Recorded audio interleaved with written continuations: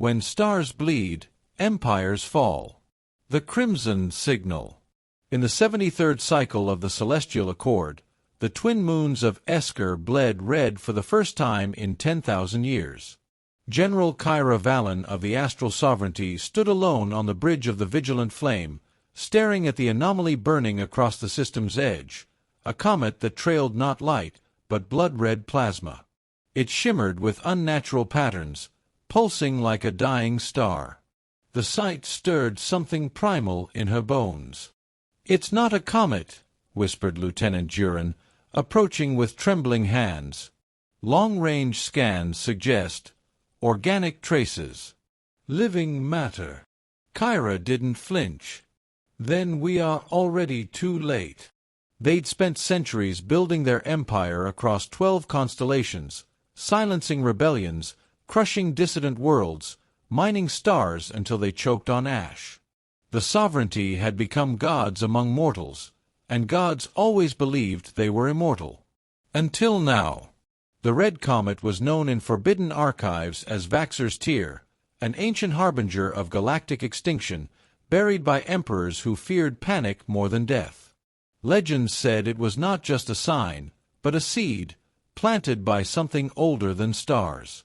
"Raise the High Council," Kyra ordered, voice cold as vacuum. "They need to see this."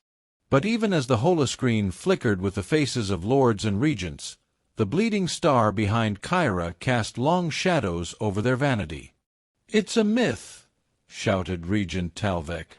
"We've mapped this quadrant for millennia. There is no—" The comms officer cut in. Signal received from deep space, repeating, in ancient galactic. A strange, metallic voice filled the chamber. "When stars bleed, empires fall. The reckoning begins." Silence. Kyra clenched her fist. "I want full fleet deployment around Esker. No ship enters or leaves. Activate the rift barriers." "What if it's just a natural phenomenon?"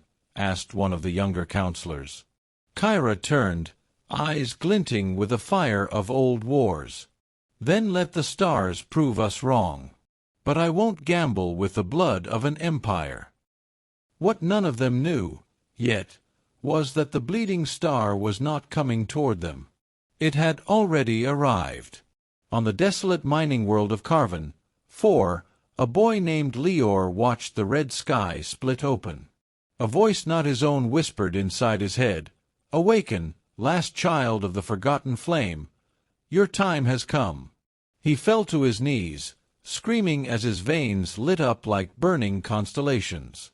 Elsewhere, on a research vessel buried inside the gravity well of the dying sun Ryloth, Dr. Amara Tay studied the anomaly with horror. Her last transmission, intercepted by the Sovereignty, contained only 5 words. "When stars bleed, empires fall." The fall of light.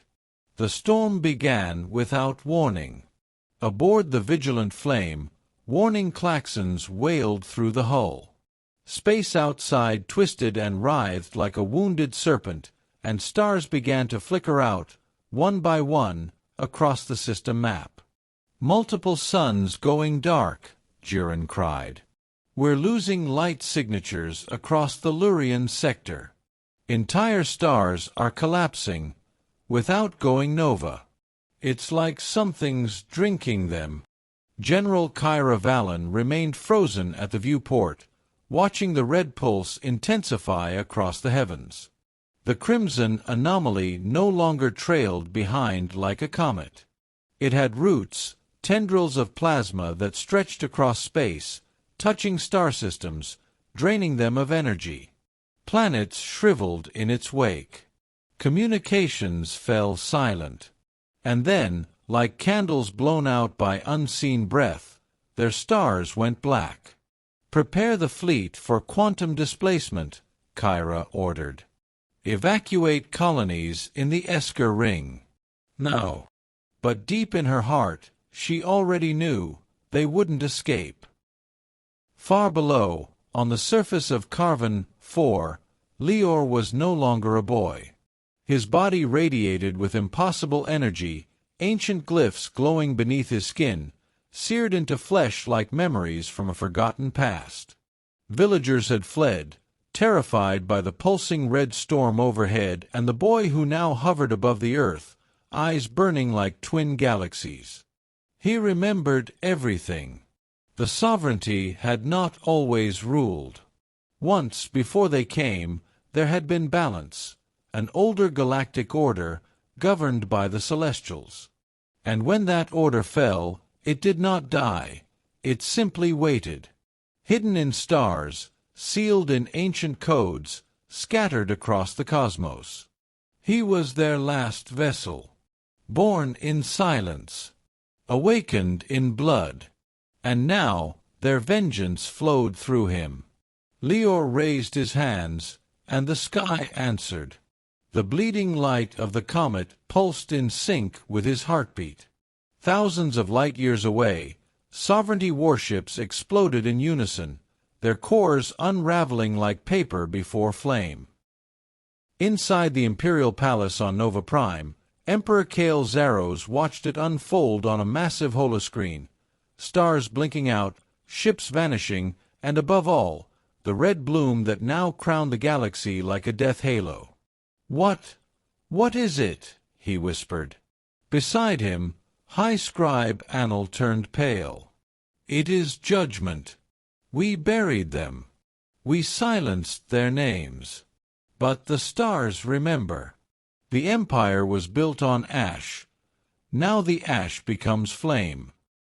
"Then we strike first," the Emperor growled, rising. "Deploy the Ether Lance. Bring down the anomaly before it reaches our core systems." "But sire," the scribe hesitated, "there's no target. The bleeding star is everywhere now. It's inside the light itself." General Kyra Valen had made her choice. As the vigilant flame entered low orbit around Carvan 4, she saw him, the boy, suspended in air, body glowing like the center of a newborn sun. She opened a direct channel. "Lior, if that is your name." He turned toward her voice. The stars behind him warped. "I know what they did," she continued. "I know the sovereignty built its throne from bones. I fought its wars, buried its secrets. But we're not all monsters. Help me stop this. Help me save what little remains." For a moment, silence. Then Lior descended slowly, feet touching cracked soil. The red storm paused in its spiral above. Kyra landed in a drop pod and stepped out, facing him. Just a woman now, without rank or shield. The two stood beneath a sky pulsing with ancient fury. "I am not the end," Lior said softly. "I'm only the beginning of the memory. The empires that forget the past must drown in it. But you don't have to burn everyone." His eyes, so old in a young face, locked with hers. "Then show me who is worth saving." The fall of the sovereignty was not a war, it was a forgetting. Stars where the empire had ruled dimmed and vanished. Worlds born in tyranny turned to silence. But not all perished. Led by General Kyra and the reborn Lior, a new alliance was born in the ashes, one that remembered the stars were not to be owned, only shared. The red storm faded, not in defeat, but in patience. For the stars will bleed again, when history is once more buried beneath the gold of power. But this time, the galaxy would remember.